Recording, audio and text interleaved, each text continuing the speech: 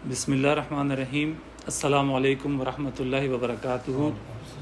آج ہم سورہ فاتحہ کے بارے میں، اس کا ترجمہ اور اس کی امپورٹنس، اہمیت اور اس کے بارے میں ہم پڑھیں گے، لیکن اس کو ہم دو پارٹس میں کریں گے۔ تو آج اس کا پہلا ہی پارٹ ہوگا جو کہ تعارفی ہے، انٹروڈکشن ہے، اور وہی تقریباً 45 منٹ، مجھے لگ رہا ہے یہ بھی کم ہو سکتے ہیں، لیکن کوشش پوری ہوگی اس میں ہو جائے۔ لیکن جو نیکسٹ سیشن ہوگا ہمارا، نیکسٹ سیٹنگ ہوگی، اس کے اندر ہم انشاءاللہ حرف با حرف، ورڈ بائی ورڈ اس کے ترجمے کو لے کے چلیں گے۔ سورہ فاتحہ، جیسے کہ آپ جانتے ہیں کہ فاتحہ کا عربی یا لغوی مطلب ہے کھولنے والی، اوپننگ۔ انگلش میں زیادہ اچھا ایکسپلین ہو جاتی ہے، یہ اوپننگ صورت ہے، یہ قرآن مجید کی اوپننگ صورت ہے، اور ہم جانتے ہیں اس کو کہ قرآن کھولتے ہیں تو سب سے پہلے ہمارے سامنے سورہ فاتحہ ہی ہوتی ہے۔ تو اس کا مطلب فتح، افتح، کھولنا ہے، اور اس کا جو مفتاح بھی اسی ورڈ سے نکلا ہے، چابی، کی۔ تو یہ قرآن کی ہے بیسیکلی، جیسے ہم کی ورڈ کہتے ہیں، پاس ورڈ کہتے ہیں۔ تو جس کی یہ سمجھ میں آ گئی سورہ فاتحہ، اس کے لیے قرآن بھی اپنی باہیں کھولے کھڑا ہے، جو آپ کو قرآن بھی آسانی سے سمجھ میں آ جائے گا، اور جو فاتحہ ہی نہیں سمجھا تو اس کے لیے پھر یہ قرآن کا سمجھنا بھی بڑا مشکل کام ہے۔ تو اس کو اس لیے سورہ فاتحہ کہتے ہیں، چونکہ یہ اوپننگ صورت ہے اور اس کی مثال ایک چابی کی طرح ہے۔ اب اس کی اہمیت اور واضح ہو جاتی ہے جب ہم دیکھتے ہیں کہ قرآن کی، آپ کو معلوم ہے کہ دو ترتیبیں ہیں۔ ایک تو اس کی ترتیب مصحف ہے، جو ترتیب کتابی ہے، جو کتاب ہمارے سامنے ہے، کتاب میں جو اس کی جو ارینجمنٹ ہے، جو اس کی پوزیشن ہے، اور یہ جو ہمارے سامنے ہے، یہی لوح محفوظ میں، لوح قرآنی میں بھی یہی اس کی ارینجمنٹ ہے کہ یہ سب سے پہلے ہے۔ قرآن شروعات ہی سورہ فاتحہ سے ہو رہا ہے۔ اور اگر ہم اس کو ترتیب نزولی کے اعتبار سے دیکھتے ہیں تو ترتیب نزولی میں ہم جانتے ہیں کہ سب سے پہلی مکمل صورت جو نازل ہوئی ہے وہ سورہ فاتحہ ہے۔ مکمل صورت جو نازل ہوئی ہے پوری، وہ سورہ فاتحہ ہے ترتیب نزولی کے اعتبار سے بھی۔ ویسے تو سورہ علق، اس کی پہلی 5 آیات نازل ہوئی، اقرأ بسم ربک الذی خلق۔ اس کے بعد سورہ مزمل کی 7 آئیں، پھر مدثر کی آئیں، اور پھر سورہ قلم، سورہ نون۔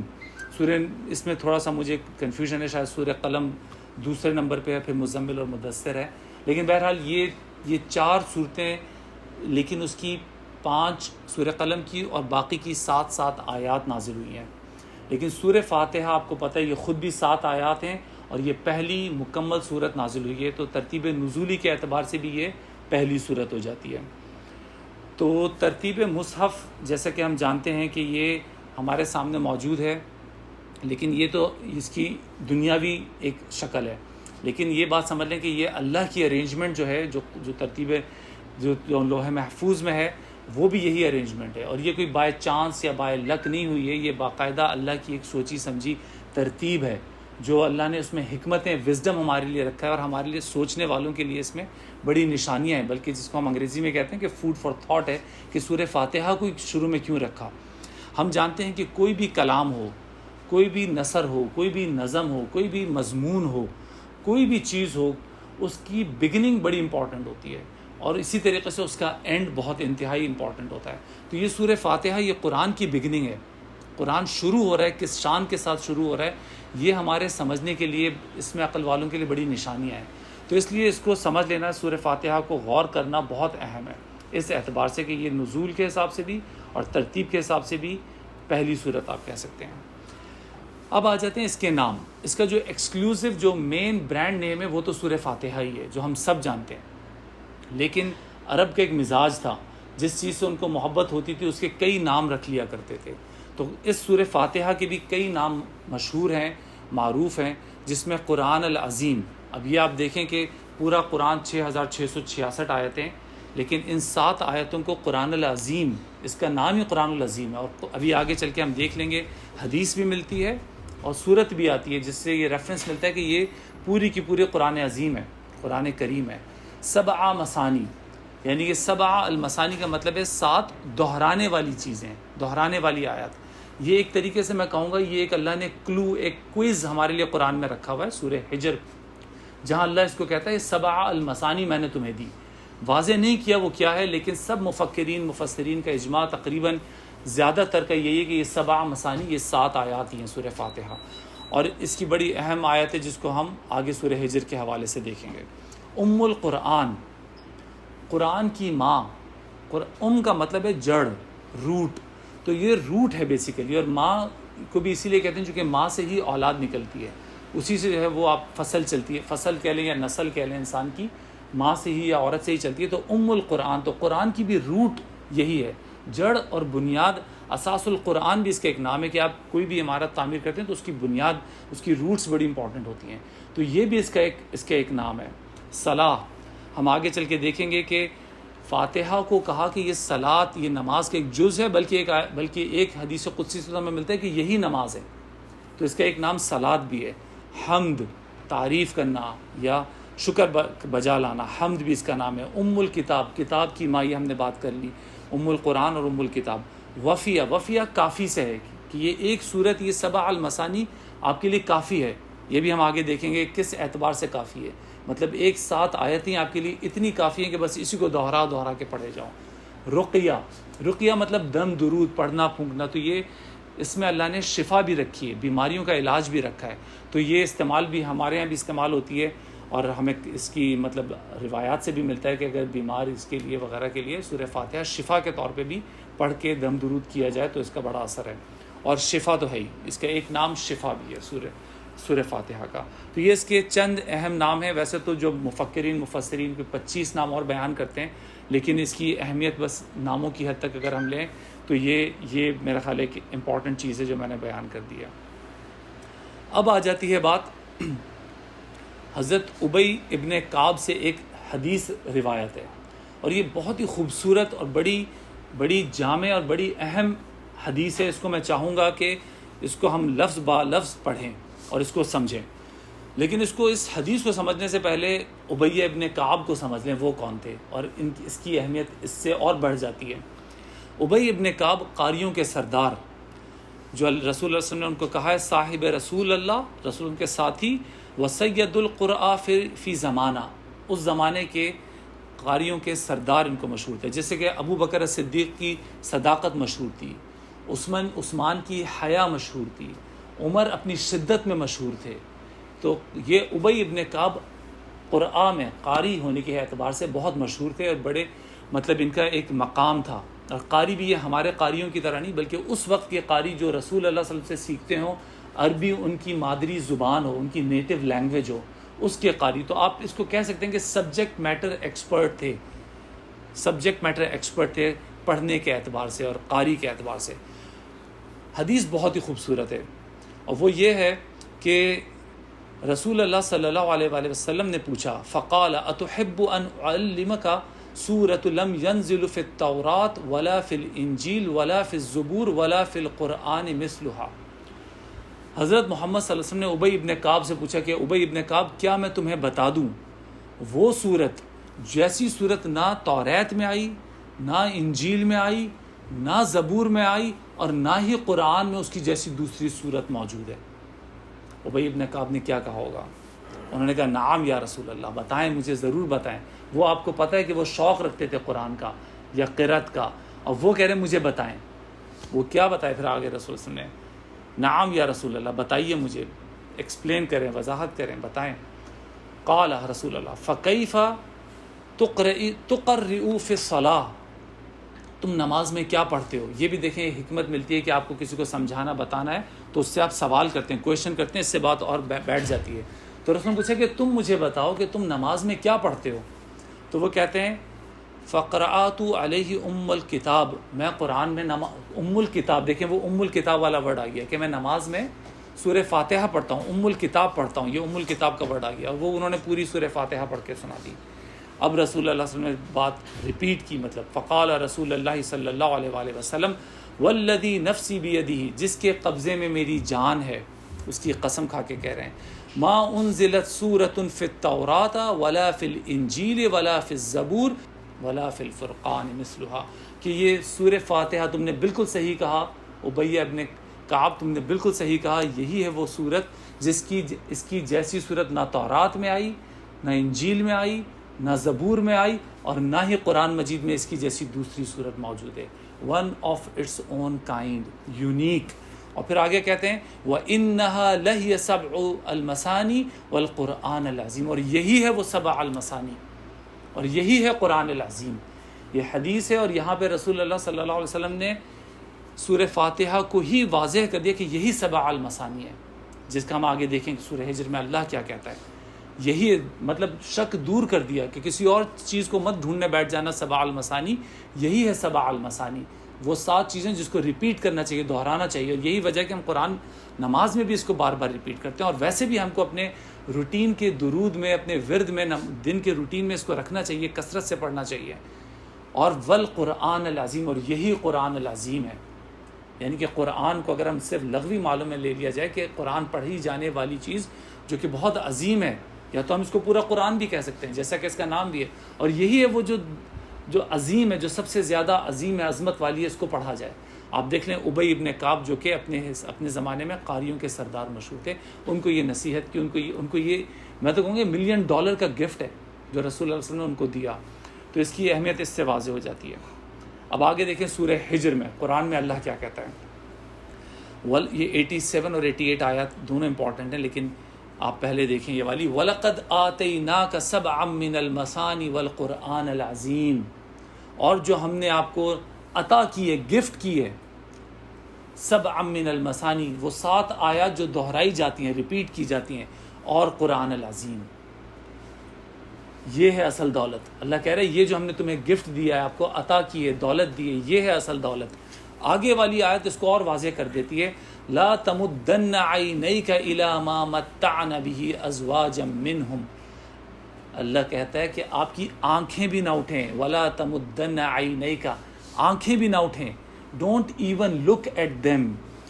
جن کو ہم نے متاع دنیا کا ساز و سامان دے دیا ہے، ان میں سے کچھ لوگوں کو، ان سرداروں کو جن کو ہم نے دولت دی ہے، شہرت دی ہے، عہدہ دیا ہے، پاور دے دی ہے، اتھارٹی دے دی ہے، وغیرہ وغیرہ.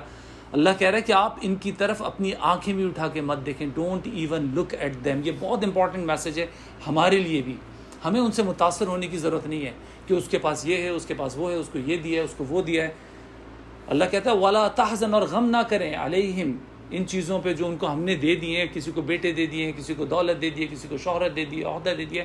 جیسے ولید بن مغیرہ تھا، 10 بیٹے تھے، بڑا روب تھا اس کا، بڑا پیسہ تھا، بڑی جائیدادیں تھیں.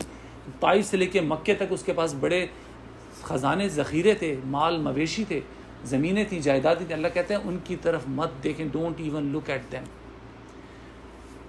اس پہ غم بھی مت کریں. وَخْفِضْ جَنَاحَكَ لِلْمُؤْمِنِينَ، اور اپنے کندھے جھکا کے رکھیں مومنوں کے آگے. یہ جو اللہ کو ڈھونڈتے ہیں صبح و شام، اللہ کی رضا حاصل کرنا چاہتے ہیں، ان کی طرف آپ توجہ اپنی مرکوز کریں اور ان کی طرف دیکھیں بھی نہیں. اور آپ کو ہم نے جو دولت دی ہے، یہ سبع المثانی اور قرآن العظیم، یہ ہے اصل دولت، یہ ہے اصل خزانہ. ان چیزوں کی طرف مت آپ کا دل مائل ہو. اللہ جانتا تھا رسول کے نزدیک ان چیزوں کی کوئی اہمیت نہیں تھی. یہ میسج تو ہمارے لیے. اللہ تعالیٰ ایک جگہ کہتا ہے کہ حدیث قدسی ہے غالباً یہ، کہ اللہ کہتا ہے اگر اس دنیا کی حیثیت اللہ کے نزدیک ایک مچھر کے پر کے برابر بھی ہوتی تو کافر کو اس دنیا میں ایک گھونٹ پانی بھی نہ دیتا. تو اس دنیا کی تو کوئی حیثیت نہیں ہے اللہ کے نزدیک. ہاں ہمیں لگتا ہے کہ بھئی یہ چیزیں اور وہ چیزیں، یہ عیش و عشرت، یہ سب ختم ہو جائے گا، یہ سب یہیں رہ جائے گا، ساتھ آپ کے نیک اعمال ہی جائیں گے. تو اللہ کہتا ہے اصل دولت یہ قرآن ہے. اور پھر دیکھیں سبع من المثانی، یہ سورہ فاتحہ اس شان کے ساتھ سورہ حجر میں اللہ نے اس کی طرف بیان کیا. آگے دیکھیں ایک حدیث ملتی ہے حضرت انس رضی اللہ تعالی عنہ سے، اور وہ اس کو کہتے ہیں کہ رسول اللہ صلی اللہ علیہ وسلم نے بتایا کیا میں تمہیں بتا دوں افضل الذکر یا افضل القرآن، قرآن کی جو سب سے فضیلت والی صورت ہے وہ کون سی ہے؟ وہ یہی ہے سورہ فاتحہ. پروفٹ صلی اللہ علیہ وسلم نے کہا I will teach you a surah which is the greatest surah in Quran. قرآن کے اندر ہم پڑھا آئے ہیں کہ اس کی جیسی دوسری صورت قرآن میں بھی موجود نہیں. اور میں اس وقت یہ بات کرنا بھول گیا کہ جب رسول نے کہا کہ نہ توریت میں، نہ انجیل میں، نہ زبور میں، آپ کو پتہ ہے داؤد علیہ السلام پہ زبور نازل ہوئی تھی، اور وہ کیا تھے؟ وہ پوئٹری تھی، وہ رائمز تھیں، وہ پوئمز تھیں، اور اس میں اتنا اثر، اتنا جادو تھا. اس کے اوپر سونے پہ سہاگا حضرت داؤد کا لحن داؤد کی آواز، علیہ السلام کی آواز، اور ان کی پڑھنے کی جو صلاحیت اللہ نے ان کو دی تھی، لحن داؤد.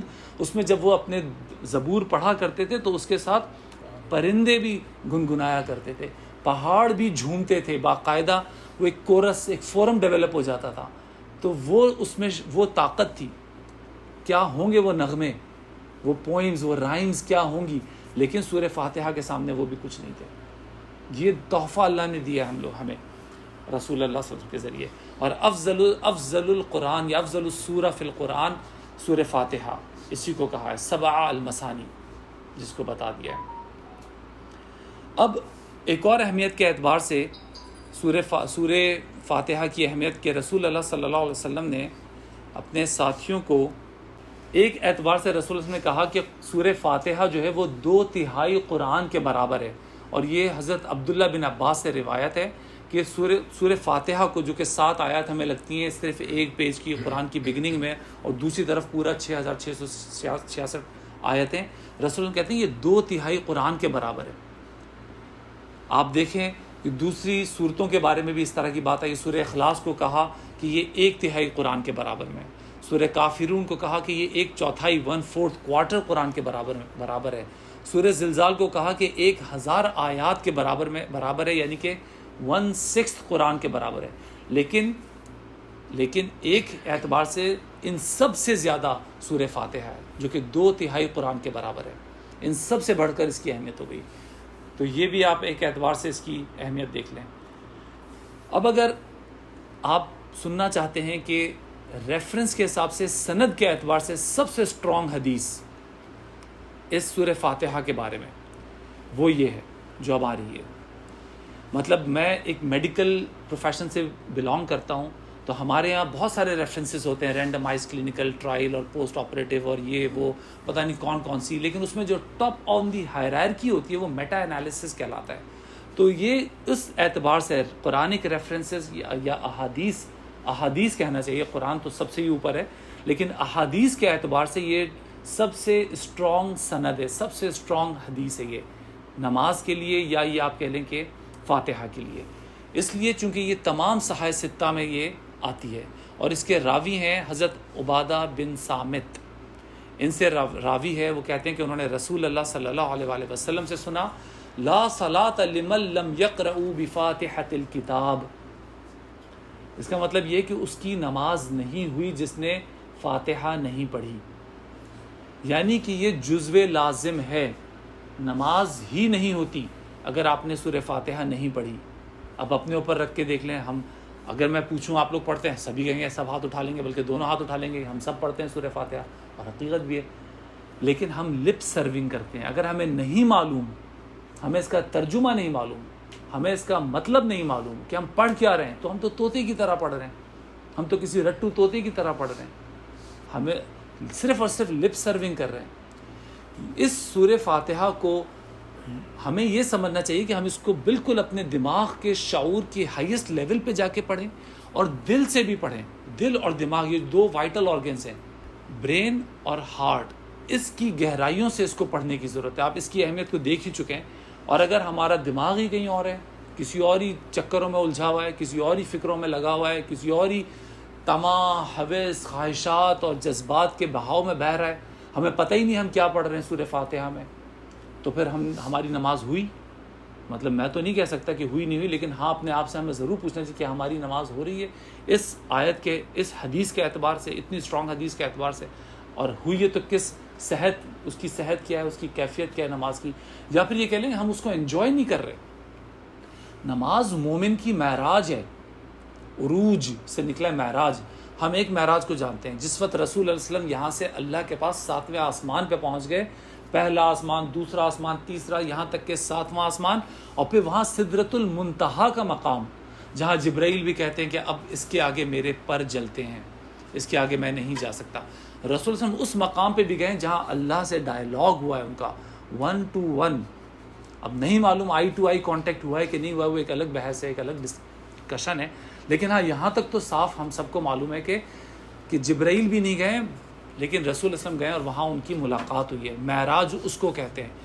احادیث میں ملتا ہے کہ نماز جو ہے مومن کی معراج ہے، الصلاۃ معراج مومن، مومن کی معراج ہے. ہم بھی اس معراج کے کسی حد تک پہنچ سکتے ہیں، چونکہ ہم آگے دیکھیں گے، حدیث قدسی دیکھیں گے، جہاں رسول نے کہا کہ بندہ یہ کہتا ہے تو اللہ یہ کہتا ہے. ڈائلاگ ہے وہاں پہ. لیکن ہم کس لیول پہ پڑھ رہے ہیں، شعور کی کس حد، اور دماغ کی کیا کیفیت اور دل کی کیا صورتحال ہے، تو ہم اس پر اسی لیے نہیں پہنچ پاتے. تو بس یہ حضرت عبادہ بن صامت سے ہے، لا صلاۃ لمن لم یقرأ بفاتحۃ الکتاب، اس کی نماز نہیں ہوتی جس نے فاتحہ نہیں پڑھی. اور یہ تمام صحاح ستہ سے، صحیح بخاری، صحیح مسلم، سنن ابن ماجہ، ترمذی، سب سے ثابت ہے یہ حدیث. تو ہمیں اپنی نمازیں ٹھیک کرنے کے لیے، نماز کا لطف حاصل کرنے کے لیے سورہ فاتحہ کو ٹھیک کر لینا چاہیے. اور اسی لیے میں نے درخواست کی عمار بھائی سے کہ بھائی مجھے 2 ایٹ لیسٹ لیکچرز کا موقع دیا جائے تاکہ ہم اس کو سمجھ لیں. اور اس پہ میں تو کہتا ہوں بار بار ریپیٹیشن ہونی چاہیے، اس کی امپورٹنس اتنی زیادہ ہے. 7 المثانی، اس کو بار بار اس پہ ورک شاپس ہونی چاہیے، اس پہ ٹریننگز ہونی چاہیے، اس پہ ہر کوئی پڑھ کے آئے، بیٹھے، بات کرے. ہمیں کاغذ کالے کرنے چاہیے، ہمیں ایک ایک ورڈ کو دیکھنا چاہیے. اور اس میں ابھی آگے چل کے حکمتیں ہمیں پتہ لگیں گی، ایک ایک ورڈ میں کیا کیا حکمتیں لکھی ہیں، کیا کیا حکمتیں چھپی ہیں. لکھنے والوں نے، بڑے بڑے مفکرین نے اس پہ بڑے بڑے پیجز کے 200 صفحے بھی لکھے، اور اس کے باوجود کہتے ہیں حق ادا نہیں ہوا. یہ اس ڈیپتھ میں جانے کی ضرورت ہے اس صورت میں. آگے دیکھتے ہیں. اب حدیث سے آگے آ جاتی ہے حدیث قدسی. حدیث قدسی اس پہ موجود ہے، اور وہ ہم جانتے ہیں کہ حدیث قدسی کیا ہوتی ہے کہ یہ قرآن کا پارٹ نہیں ہے اللہ کا کلام بیان ہو رہا ہے رسول اللہ صلی اللہ علیہ وسلم کی زبان سے، لیکن یہ قرآن کا حصہ نہیں ہے. تو قرآن کے بعد اگر کوئی چیز ہے تو حدیث قدسی ہے کہ لفظ اللہ کے ہیں، ادا ہو رہے ہیں رسول اللہ کی زبان سے. اور یہ اس صورت کے لیے اس سے بڑا اسٹرانگ ریفرنس کوئی نہیں ہے. اللہ تعالیٰ کہتا ہے قسمت الصلاۃ بینی و بین عبدی نصفین ولعبدی ما سأل. قسمت الصلاۃ بینی و بین عبدین، کہ میں نے نماز کو ایکولی ڈسٹریبیوٹ کر دیا، 2 ہافز میں ایکولی ڈسٹریبیوٹ کر دیا، ایک حصہ میرے بندے کا اور ایک حصہ میرا. ولی عبد ما سأل، اور جو اس نے مانگا میں نے دے دیا، گرانٹڈ، اپرووڈ. یہ وہ لیول کی حدیث قدسی ہے جو کہ سورہ بقرہ میں آتا ہے وَإِذَا سَأَلَكَ عِبَادِي عَنِّي فَإِنِّي قَرِيبٌ أُجِيبُ دَعْوَةَ الدَّاعِ إِذَا دَعَانِ، کہ میرے بندے جب پوچھتے ہیں آپ سے میرے بارے میں، فَإِنِّي قَرِيبٌ، میں قریب ہوں. اللہ خود آ جاتا ہے جواب دینے. اجیب دعوت الداعی اذا دعان، میں اسی وقت جواب دیتا ہوں پکارنے والے کی پکار کا. یہ اسی لیول کی، اسی سٹینڈرڈ کی، میں کہوں گا اس کو ہی ایکسپلین کر رہی ہے. بلکہ اگر یہ کہا جائے کہ اللہ کہتا ہے ولی عبد ما سأل، جو مانگا میرے بندے نے میں نے دے دیا. اور پھر آگے یہاں پہ فَإِذَا قَالَ الْعَبْدُ، اور جب بندہ کہتا ہے الحمد للہ رب العالمین، اللہ کہتا ہے حمیدنی عبدی. جب بندہ کہتا ہے الرحمن الرحیم، اللہ کہتا ہے اسنی علی عبدی. اس کا مطلب ہے جب بندہ کہتا ہے الحمدللہ رب العالمین، اللہ کہتا ہے میرے بندے نے میری حمد بیان کری، حمیدنی عبدی، میرے بندے نے میری حمد بیان کی. پھر جب بندہ کہتا ہے الرحمن الرحیم، اللہ کہتا ہے اسنی علی عبدی، ثنا بیان کی میرے بندے نے. مالک یوم الدین، جب بندہ کہتا ہے تو پھر اس کے بعد جواب میں اللہ کہتا ہے مجدنی عبدی، تمجید بیان کی میرے بندے نے. آپ یہ کہہ رہے ہیں، یہ اللہ کہہ رہا ہے، جواب دے رہا ہے. یہ الگ بات ہے، ہمارے کانوں کی اوقات نہیں کہ ہم سن سکیں. جیسے کہ ہماری آنکھیں، لن ترانی، موسیٰ نے کہا اللہ میں دیکھنا چاہتا ہوں آپ کو. اللہ نے کہا لن ترانی، موسیٰ تم دیکھ نہیں سکتے. میں اپنی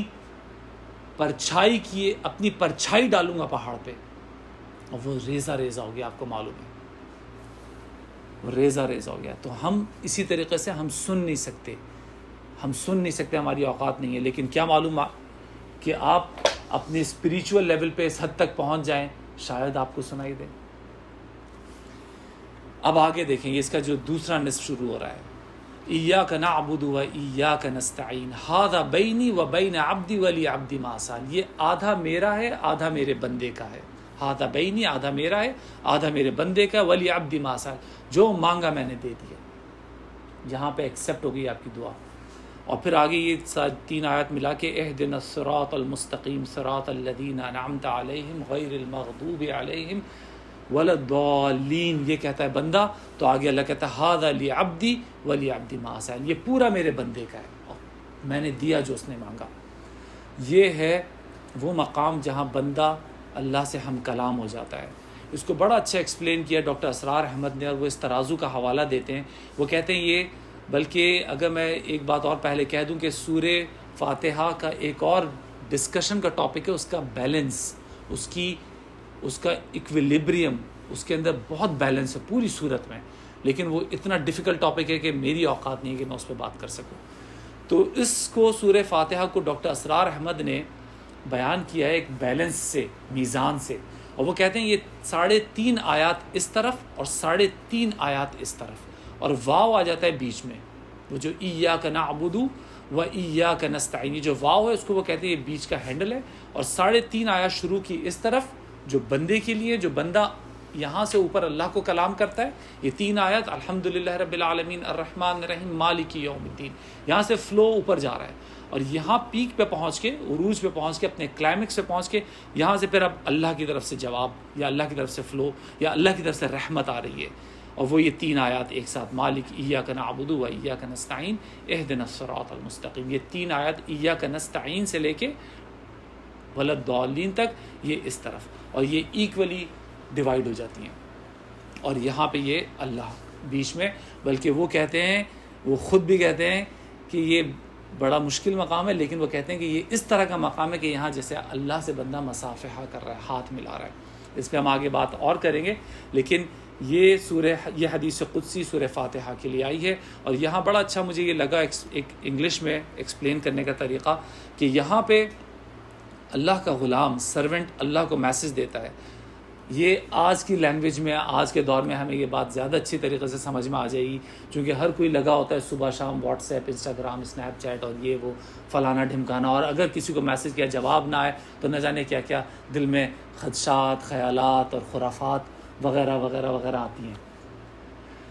اور یہاں پہ دیکھیں بندہ اللہ کو میسج دیتا ہے الحمدللہ رب العالمین، اللہ کہتا ہے my servant has praised me حمیدنی عبدی. پھر بندہ کہتا ہے الرحمن الرحیم، اللہ کہتا ہے my servant has glorified me اثنی علی عبدی، میرے بندے نے میری ثنا بیان کی. پھر بندہ کہتا ہے مالک یوم الدین، تو پھر اللہ کہتا ہے my servant has submitted power، کہ میرے بندے نے میری تمجید بیان کی. اور پھر ایاک نعبد و ایاک نستعین، اللہ کہتا ہے this is between me and my servant shall have what he has asked، جو اس نے مانگا میں نے دیا، granted، approved. اور پھر اہدنا الصراط المستقیم صراط الذین انعمت علیہم غیر المغضوب علیہم ولا الضالین. اور یہاں پہ بندہ کہتا ہے، اللہ کہتا ہے کہ میرے سرونٹ نے this is for my servant and my servant shall have what he has asked for. تو یہ ہے بڑا مؤثر طریقہ اللہ کو پکارنے کا، دعا مانگنے کا. اور اس دعا میں ان 7 آیات میں آپ جو مانگتے ہیں سب مانگ لیتے ہیں آپ. تفصیل میں ہم نیکسٹ سیشن میں جائیں گے، لیکن آپ کو یہ مانگنے کی ضرورت نہیں کہ اللہ مجھے بیٹے دے دے، اللہ مجھے بیٹیاں دے دے، اللہ مجھے رزق دے دے، اللہ مجھے صحت دے دے، اللہ مجھے دولت دے دے، اللہ مجھے شہرت دے دے، اللہ میرا یہ والا کام اچھا کر دے، اللہ مجھے آفس میں کمپنی میں پروموشن دے دے، اللہ میرے گھر میں سے کر دے، میرے والدین کو ٹھیک کر دے، اللہ میرے والدین کو جنت دے دے، مغفرت فرما دے. اتنی زیادہ محنت جدوجہد کرنے کے بجائے آپ سورہ فاتحہ مانگ لیں، اللہ آپ کو سب کچھ دے دے گا. اس میں سارا پیکیج، یہ پوری پیکیج ڈیل ہے. اب ہم آخر کی طرف جا رہے ہیں، ٹائم ہمارا بالکل صحیح ہے، کنٹرول ہے الحمدللہ. اب اس سورہ فاتحہ یہ جو شروع میں آئی ہے، سورہ فاتحہ شروع میں جو آئی ہے، جیسا میں نے کہا تھا یہ ترتیب نزولی، ترتیب مصحف، یہ کیا وجہ ہے، اس پہ غور کرنے کی ضرورت ہے. سورہ فاتحہ میں اللہ نے ہمیں طریقہ قرینہ سکھایا کہ اگر کوئی مجھ سے پوچھ لے، کوئی کافر، کوئی ہندو، کوئی یہودی، کوئی عیسائی، XYZ ایتھیسٹ، کہ تم کس کی پوجا عبادت کرتے ہو، میں کہہ دوں گا اللہ کی. اگر وہ مجھ سے نیکسٹ سوال کر لیتے ہیں ایکسپلین واٹ از اللہ، پھر میں کیا کہوں گا. اللہ نے یہاں ایک ایلیویٹر اسپیچ 1 منٹ انٹروڈکشن ہمیں تیار کر کے دے دیا ہے، یہ ہے وہ. تو سورہ فاتحہ ہمیں طریقہ سلیقہ سکھاتا ہے اللہ کو بیان کرنے کا. اللہ کا انٹروڈکشن ہے یہ ہے ہمارا اللہ الحمدللہ رب العالمین، جس کے لیے تمام تعریفیں اور شکر اللہ کے لیے، اور جو سب کا پالنے والا ہے، تمام جہانوں کا پالنے والا ہے، رحمان بھی ہے، رحیم بھی ہے، جو یوم جزا کا مالک ہے، اور اسی سے ہم عبادت کرتے ہیں اور اسی سے ہم مدد مانگتے ہیں. یہ بریف انٹروڈکشن ہے اللہ کے لیے. کوئی آپ سے پوچھ لے تو بتا دیجیے گا کہ یہ ہے میرا اللہ، تمام تعریفیں، تمام شکر، سب کا پالنے والا. انسان کا، پرندوں کا، درندوں کا، ہواؤں کا، سورج کا، یہ چاند کا، یہ ہواؤں کو لانے والا، ان فصلوں کو پکانے والا، ان جانوروں کو بنانے والا، یہ ہے میرا اللہ، سب چیزوں کا مالک، رحمان بھی ہے، رحیم بھی ہے، گناہوں کو معاف کرتا ہے، کچھ بھی کر لو اللہ معاف کر دیتا ہے، یوم الدین کا مالک ہے۔ یہ ایکسپلینیشن ہے، بریف انٹروڈکشن، ایلیویٹر اسپیچ ہے اللہ کے انٹروڈکشن کے بارے میں۔ اب اگلا سوال آتا ہے قرآن کا انٹروڈکشن، اور اس سے آگے چلنے سے پہلے ہم ایک کوئز لیں گے کہ قرآن کا انٹروڈکشن، سورہ فاتحہ ہمیں بتا دے گی کہ قرآن کیا ہے اور کس لیے ہے، اس کا پرپز کیا ہے، لیکن پہلے ہم آپس میں پوچھ لیتے ہیں۔ تو قرآن، ہولی قرآن از اے بک آف، قرآن جو ہے وہ کتاب ہے۔ اب آپ نے بتانا ہے، آپ کے پاس ملٹیپل چوائس کویشچنز ہے، یہ آپ نے اس میں سے سلیکٹ کرنا ہے کہ کیا یہ قصص الانبیاء ہے، اس میں موسیٰ کا، عیسیٰ کا، نوح کا، آدم کا، ابلیس کا، کتنے قصے آتے ہیں، مطلب 25 پیغمبروں کے قصے ہیں تقریباً اس کے اندر، اس میں سے 5 تو اولو العزم ہیں۔ تو کیا یہ پروفٹ سٹوریز ہے؟ کیا یہ سائنس کی کتاب ہے؟ اس میں اللہ تعالیٰ سورہ رحمان میں بیان کرتا ہے کہ یہ سب سیارے، زمین و آسمان، یہ سورج کے گرد گھوم رہے ہیں، یہ اس طرح کے سارے ریفرنسز آئے۔ بچے کے پیدا ہونے کا عمل کہ اللہ بیان کرتا ہے کہ میں نے اس کو 3 لیئرز میں پروڈیوس کیا، اللہ بیان کرتا ہے یہ ہڈیاں تھیں، اس پہ گوشت چڑھا، پورا ایمبریولوجی کے فیزز ہیں، ایبسولوٹ ڈارکنس کا کانسیپٹ ہے، بہت سارے scientific phenomena, big bang theory, Stephen ہاک جو مر گیا، اسٹیفن اور کتنی شہرت یافتہ، اس کی بگ بینگ تھیوری کا جو کانسیپٹ ہے وہ یہاں ڈیفائن ہوا ہے۔ یہ سارے ریفرنسز موجود ہیں قرآن کے، بہت سارے فینومیناز اس کے اندر ہے۔ تو کیا یہ بک آف سائنس ہے؟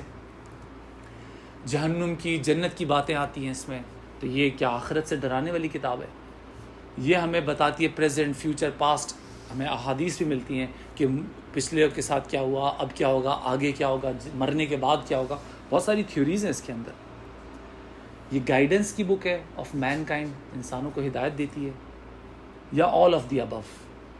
اب آپ نے مجھے بتانا ہے، ہم 1-2 لوگوں سے سوالات لے لیتے ہیں، پھر جواب سامنے آ جائے گا۔ تو یہ آپ کیا کہتے ہیں، یہ کیا ہے؟ ABCDEF، آل آف دی ابو۔ کون کون کہتا ہے یہ آل آف دی ابو ہے؟ اچھا، اس کے علاوہ اور کوئی موسٹ اپروپریٹ، اس سے زیادہ appropriate answer? E, guidance of mankind. اس کا صحیح جواب، درست جواب جو ہے وہ یہی ہے، guidance of mankind. All of the above بھی صحیح ہم کہہ سکتے ہیں، لیکن یہ جو ساری چیزیں نا، یہ قصص الانبیاء، story telling, scientific phenomena, heaven اور ہیل، یہ سب ٹولز یوز ہوئے ہیں، یہ اللہ تعالیٰ نے تمام ٹولز یوز کیے ہیں for the purpose of guidance of mankind. اس کتاب کا جو مین ٹاپک ہے، جو مین پرپز ہے، جو مین آبجیکٹو ہے، وہ ہدایت ہے، وہ ہدایت ہے۔ پرپز یہ نہیں ہے کہ قصص الانبیاء بیان کی جائے، یا سائنس کو بیان کیا جائے، یا جنت اور جہنم کو بیان کیا جائے، یہ اس کا پرپز نہیں ہے۔ ہاں، یہ ریفرنسز آئے ہیں، یہ چیزیں اللہ نے یوز کی ہیں لوگوں کو ہدایت دینے کے لیے، اور آج یہ بات ثابت ہو گئی ہے کہ story telling is one of the most effective method of explaining any thing. Examples, کبھی مچھر کی مثال دیتا ہے، کبھی شہد کی مکھی کی مثال دیتا ہے، کبھی کھجور کے درخت کی مثال دیتا ہے، کبھی رمان کی بات کرتا ہے اللہ تعالیٰ، کبھی کچھ، اتنی ساری مثالیں آئی ہیں اللہ کی اس میں۔ تو وہ سب مثالیں آئی ہیں، ایگزامپلز، وہ بڑا افیکٹو میتھڈ ہے اسپیچ کا، کمیونیکیشن کا، وہ اللہ نے یوز کیے ہیں۔ تو یہ بڑی افیکٹو بک ہے، آپ کو بڑی حکمت دیتی، لیکن اس کی پرپز ایک ہے، وہ ہے ہدایت۔ اب ہم قرآن سے دیکھ لیتے ہیں، قرآن میں سورہ فاتحہ میں، اب یہ دیکھیں آپ، یہ پریفیس ہے، یہ بک کی پریفیس ہے، اور یہاں پہ اللہ نے بیان کر دیا ہے، ہمیں انڈیکیشنز دے دی ہیں۔ اس پوری صورت میں ہم ایک چیز مانگتے ہیں، اہدنا الصراط المستقیم، ہمیں ہدایت دے صحیح راستے کی۔ ہم نے نہ اس صورت میں رزق مانگا، نہ دولت مانگی، نہ صحت مانگی، نہ اولاد مانگی۔ مانگنے کو تو ہم قرآن میں ہمیں سکھائی ہیں بہت ساری دعائیں، قرآن میں ہمیں بہت ساری دعائیں سکھائی ہیں۔ ہم کہتے ہیں ہماری اولاد کو قرۃ عین بنا، ہماری آنکھوں کی ٹھنڈک بنا، ہمیں رزق دے، ہم ورزقنی شہاد، بہت ساری دعائیں، لیکن یہاں پہ صرف ایک ہی چیز مانگی ہے، وہ ہے ہدایت۔ اور آپ دیکھیں فوراً بعد سورہ بقرہ شروع ہو رہی ہے، اور اللہ پہلی آیت تو الف لام میم میں، یہ تو وہ کوڈز ہیں جو ہمیں بھی نہیں معلوم، کسی کو بھی نہیں معلوم۔ شاید فرشتوں کو بھی نہ معلوم ہو، اللہ کو ہی معلوم ہوں گے. اللہ نوز دی بیسٹ. لیکن اس کے بعد جو ہے وہ ذالک الکتاب لا ریب فیہ ھدی للمتقین. اس کو پہلی آیت کہیں یا دوسری آیت کہیں، لیکن شروع میں ہی اللہ تعالیٰ کہہ رہا ہے نو ڈاؤٹ اباؤٹ اٹ. یہ جو کتاب ہے قرآن مجید 6666 آیتیں، 114 صورتیں، یہ کیا ہے؟ ھدی للمتقین، ہدایت ہے متقین کے لیے. اس متقین کے ورڈ میں ہم آگے جائیں گے، لیکن ابھی ہدایت کو غور کر لیں. تو آپ نے جو دعا مانگی وہ قبول ہو گئی ہدایت کی شکل میں. اور یہ سمجھ لیں کہ سب سے بڑی دولت، سب سے بڑی نعمت وہ ہدایت ہی ہے، وہ ہدایت ہی. اس پہ ہم آگے تفصیلی بات کریں گے، لیکن ابھی آپ اس سے اندازہ لگا لیں کہ ہدایت ہی سب سے بڑی دولت ہے. وَوَجَدَكَ ضَالًّا فَهَدَىٰ، ہدایت. اور ہدایت ہی سب سے بڑی دولت ہے. ہم تھوڑی سی گفتگو رکھ لیتے ہیں کہ اگر میرے پاس دولت ہو، صحت ہو، شہرت ہو، عزت ہو، لیکن اگر ہدایت نہ ہو، ان سب چیزوں کا غلط استعمال ہوگا. صحت ہے تو آپ اس سے مار پٹائی کریں گے، غنڈہ گردی کریں گے، آوارہ گردی کریں گے. دولت ہے تو اس کو آپ عیاشیوں میں اڑا دیں گے. کسی غریب مسکین کی مدد کرنے کے بجائے آپ اس کو شراب کباب میں لگا دیں گے. عقل ہے، بہت ذہین ہے، لیکن ہدایت نہیں ہے، آپ فرعون بن جائیں گے. بہت ذہین آدمی تھا وہ، آپ ابو جہل بن جائیں گے. معمولی آدمی نہیں تھا. ابو جہل اور عمر بن الخطاب ایک پائی کی پرسنالٹیز تھے. ہم پہلے ڈسکشن کر چکے ہیں. رسول نے دعا مانگی اللہم اعزنی اسلاما من احد العمرین، عمر ابن الخطاب یا عمر ابن الحشام. بہت ذہین آدمی تھا یہ ابو جہل، عمر ابن الحشام معمولی آدمی نہیں تھا. عمر سے کمپیئر کیا ہے، عمر کے پرلے کا آدمی تھا جس نے 22 لاکھ مربع میل فتح کیا. ایسا لیڈر چیز تھا، لیکن ذہن تھا، ہدایت نہیں تھی. کہاں گیا؟ جہنم. تو ہدایت بہت بڑی دولت ہے، اور وہی ہمیں مانگنی چاہیے. اس کے ساتھ سب کچھ مل جاتا ہے آپ کو. تو یہ ہے قرآن کا انٹروڈکشن. سورہ فاتحہ میں اللہ تعالیٰ کر رہا ہے. تو قرآن جو ہے ہمارے لیے ہدایت کی کتاب ہے، اور سب سے بڑی دولت ہمارے لیے ہدایت ہی ہے. اب یہ آخری سلائیڈ ہے اور بڑی انٹرسٹنگ بھی ہے. آج کی آخری سلائیڈ ہے. پھر اس کے بعد ہم سورہ فاتحہ کو اللہ تعالیٰ نے چاہا اگلی نشست میں جائیں گے ورڈ بائی ورڈ. قرآن کا ٹارگٹ آڈینس کون ہے؟ قرآن کس سے مخاطب ہو رہا ہے؟ ہم نے ایک بات کر دی تھی ہدل، ہدایت.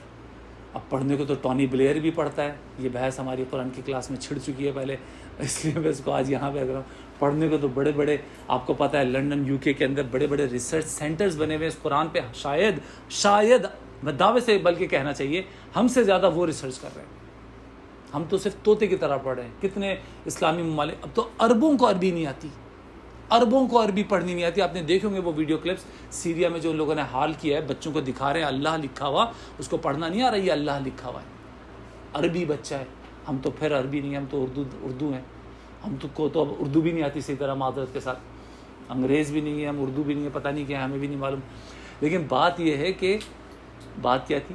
بات یہ ہے کہ بات ہے رسوائی کی، ٹارگٹ آڈینس کی. بات یہ ہے کہ بات ہے رسوائی کی کہ اس کو پڑھتے تو بہت لوگ ہیں، ہدایت تو نہیں ملتی سب کو. تو ہدایت کس کو ملے گی یہ دیکھ لیں، اس کا ٹارگٹ آڈینس کون ہے.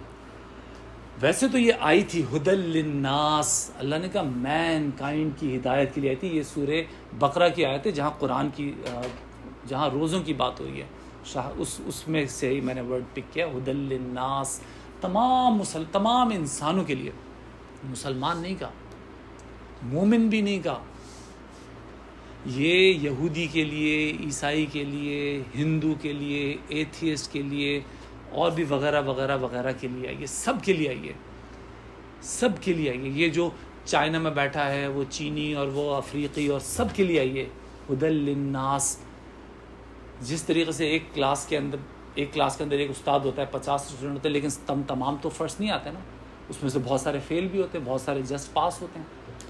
اس طرح سے کہ یہ ہے وہ جو اس سے فائدہ اٹھائیں گے، جو بنیں گے ابراہیم، جو بنیں گے ابو بکر، لیکن کچھ ہوں گے ابو جہل جیسے بھی ہوں گے. عربی اس کی زبان میں تھی، اس کی زبان میں قرآن نازل ہوا. پڑھانے والا داعی کون ہے؟ رسول اللہ صلی اللہ علیہ وسلم. ہمیں تو نہیں ملے، ہم نے تو نہیں دیکھا، ہم نے تو قصے ہی سنے ہیں رسول اللہ کے. وہ تو ساتھ اٹھتا بیٹھتا تھا، وہ تو کہتا تھا صادق اور امین ہے آپ. اس سے پوچھا کسی نے کیا کہتے ہو تم محمد کے بارے میں؟ کہتا ہے سچ کہتا ہے، یہ جھوٹ نہیں کہتا، لیکن میں کیوں مان لوں؟ قرآن تو تھا نا اس کے پاس، ولید بن مغیرہ کے پاس بھی گیا، عتبہ بن ربیعہ کے پاس بھی گیا، سب کے پاس گیا، نہیں سمجھ میں آئی ان کی بات، وہی بھینس کے آگے بین بجاتے رہے ان کے آگے، نہیں سمجھ میں آئی۔ سمجھ میں آئی تو مدینے میں جو تھے پہلی عقبہ میں جو ایمان لائے، رسول اللہ گئے بھی نہیں، ایمان لے آئے۔ تو یہ ہدل للناس ہے تو صحیح، یہ بارش سب پہ برستی ہے، لیکن ہر جگہ تو نہیں فصل اگ جاتی، کچھ چٹیل پتھریلے میدان بھی ہوتے ہیں، بارش ہوتی رہتی ہے، وہ مٹی کے گڑھے کی طرح، چکنی مٹی کے گڑھے کی طرح بہہ جاتے ہیں، وہ تو نہیں جڑ پکڑتی، وہاں تو نہیں فصل اگتی، وہاں تو باغ و بہار نہیں اگتا۔ تو یہ اب آپ دیکھ لیں یہ کن کو ہدایت ملے گی؟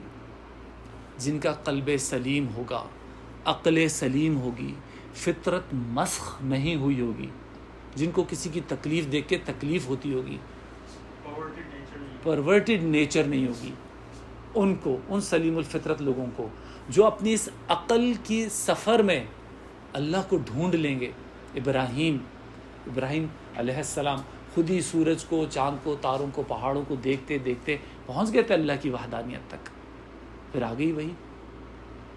یہ تو نبی ہیں، رسول ہیں، اولو العزم پیغمبر ہے، میں عام آدمی کی بات کرتا ہوں۔ ابو بکر الصدیق عام آدمی تو نہیں تھے، لیکن ہاں نہ نبی تھے نہ رسول تھے، صدیق تھے، نبیوں رسولوں کے بعد سب سے پہلا درجہ۔ کبھی زمانہ جاہلیت میں بھی شراب، زنا، یہ سب نہیں کیا، تلاش میں تھے۔ جہاں ہدایت آئی لپک کے پکڑی۔ رسول اللہ کہتے ہیں جس کو بھی میں نے دعوت دی اس نے سوچا، سوال کیا، غور کیا، الا ابو بکر الصدیق جس نے ایک لہجے کا توقف نہیں کیا، جیسے کہ بیٹھے تھے پہلے، جیسے آگ، جیسے کہ پیٹرول پکڑتا ہے آگ کو لپک کے، اس طریقے کی شخصیات ہوتی ہیں۔ ان لوگوں کو سمجھ میں آئے گا قرآن، ان لوگوں کے اندر اثر کرے گا قرآن۔ اور میں آپ کو کہہ دوں، مجھے پتہ ہے آپ سب بڑے اچھے لوگ ہیں، تبھی یہاں اپنی ٹائم نکال کے یہاں بیٹھے ہیں، ورنہ کرنے کو تو بہت کچھ ہے۔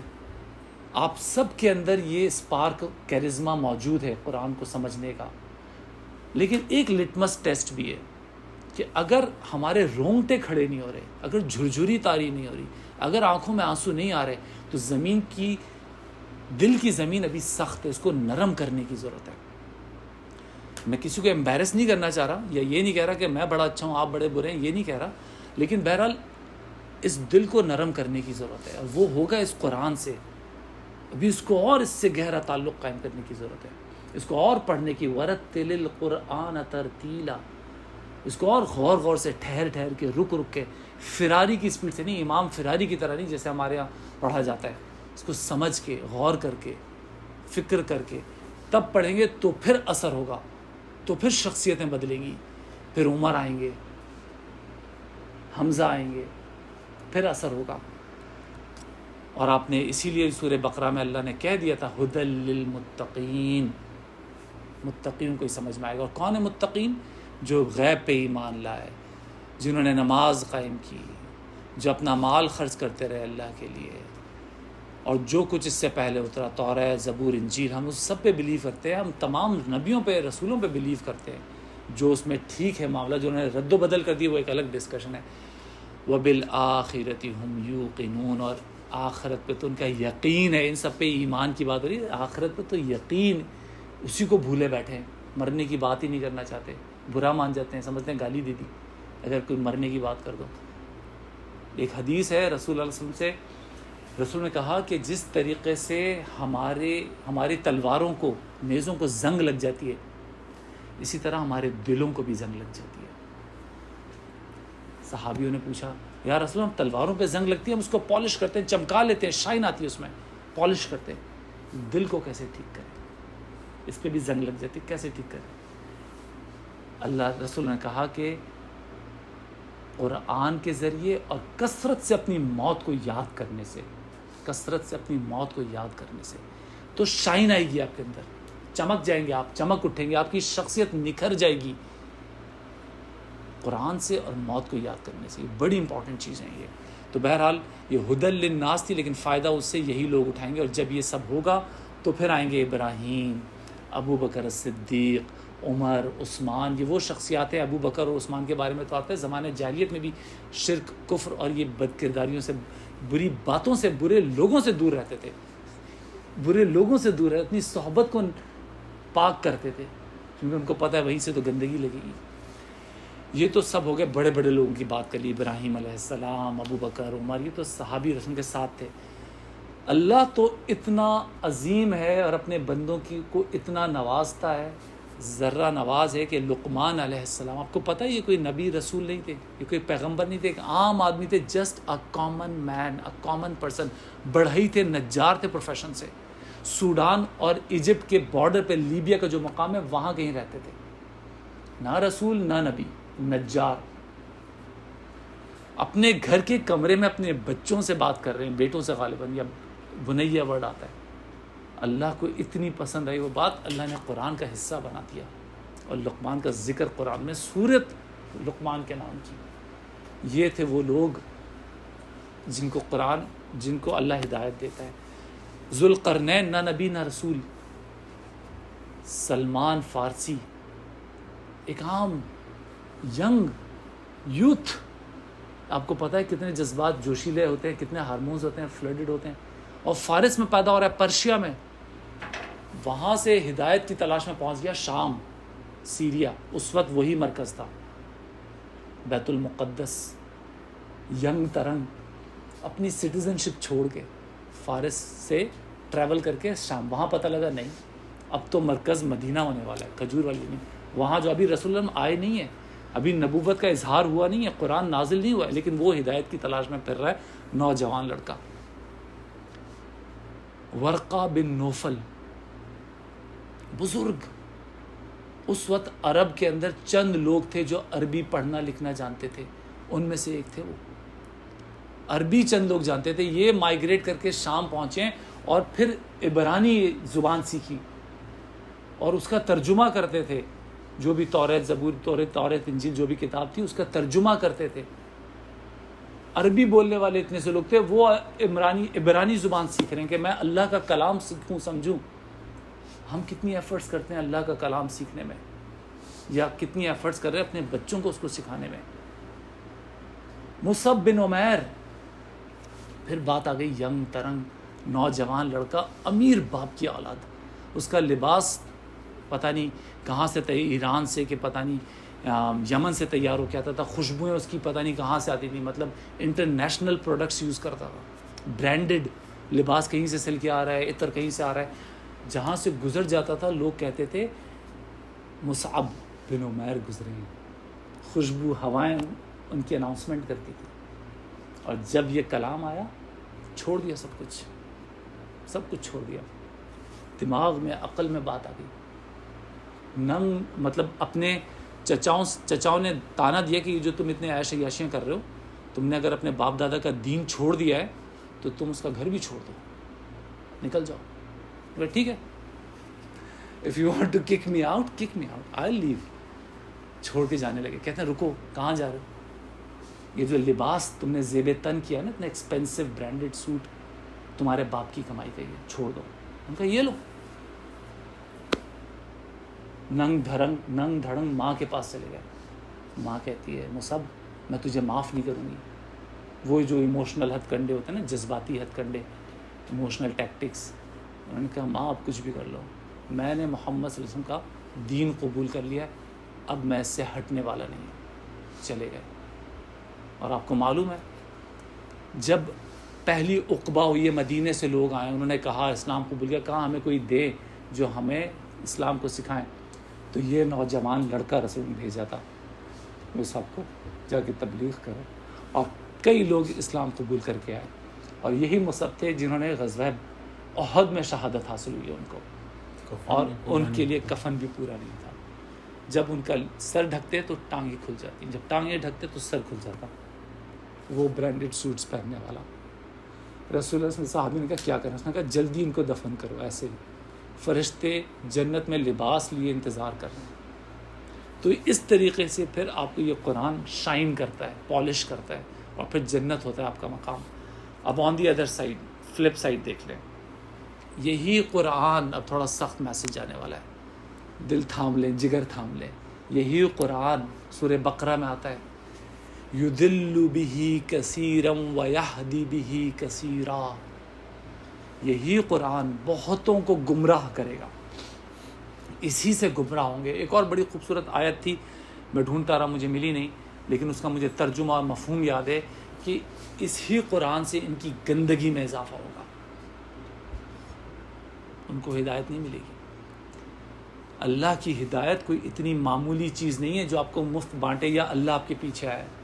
آپ اللہ سے منہ موڑیں گے، اللہ آپ سے منہ موڑ لے گا، لیکن دوسری طرف آپ بالش بھر چل کے آئے، آپ ہاتھ بھر چل کے آئیں گے تو اللہ بالش بھر چل کے آئے گا، آپ چل کے آئیں گے اللہ دوڑ کے آئے گا۔ لیکن اگر آپ نہیں ہدایت کی طرف آئیں گے تو اللہ کو ضرورت نہیں ہے آپ کی۔ وہ جو میں نے کہا نا، وہ دوسری آیت ہے کہ ان کی گندگی میں اضافہ ہوگا اسی قرآن سے۔ اور دیکھ لیں، ہم نے خود دیکھا، ابو جہل کون تھا؟